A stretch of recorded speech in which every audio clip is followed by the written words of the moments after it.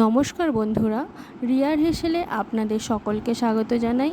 আজকে এক নিরামিষ রেসিপি নিয়ে হাজির হলাম। আজকের রেসিপি ঝিঙে আলু পোস্ত।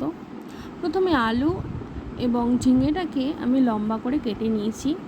এরপর কড়াইয়ে সর্ষের তেল দিয়ে কেটে রাখা আলুগুলোকে আমি দিয়ে দেব এবং সুন্দর করে লাল লাল করে ভেজে নেব।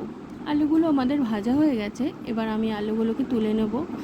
ওই একই তেলের মধ্যে আমি গোটা শুকনো লঙ্কা এবং কালো জিরে ফোড়ন দিয়ে দেব এবং কেটে রাখা ঝিঙেগুলোকেও দিয়ে দেব। ঝিঙেগুলোকে দিয়ে ভালো মতো মিশিয়ে নেব। অন্যদিকে একটা পেস্ট রেডি করে নেব।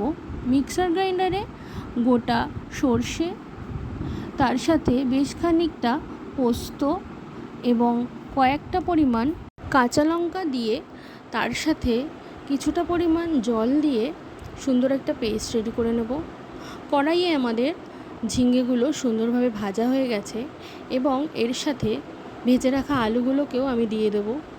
ঝিঙে আর আলুগুলোকে সুন্দরভাবে মিশিয়ে নেব। তার সাথে হলুদ ও স্বাদ অনুযায়ী লবণ দিয়ে দেব।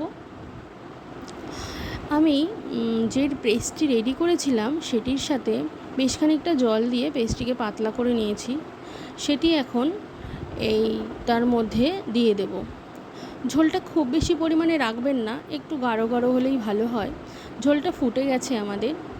দেখুন সুন্দরভাবে আলুগুলো সেদ্ধ হয়ে গেছে এবং ঝোলটা গাঢ় হয়ে গেছে। এ পর্যায়ে আমরা স্বাদ অনুযায়ী চিনি দিয়ে দেবো। এটি অপশনাল, আপনারা দিতে পারেন নাও দিতে পারেন। এভাবেই আমাদের সুন্দরভাবে রেডি হয়ে যাবে ঝিঙে আলু পোস্ত। এটি কিন্তু খুব সুন্দর খেতে হয়েছিল। আপনারাও অবশ্যই ট্রাই করে জানাবেন রেসিপিটি কেমন লাগলো। নিরামিষ দিনের একমাত্র ভরসা এটাই। তো সবাই ভালো থাকবেন। নমস্কার।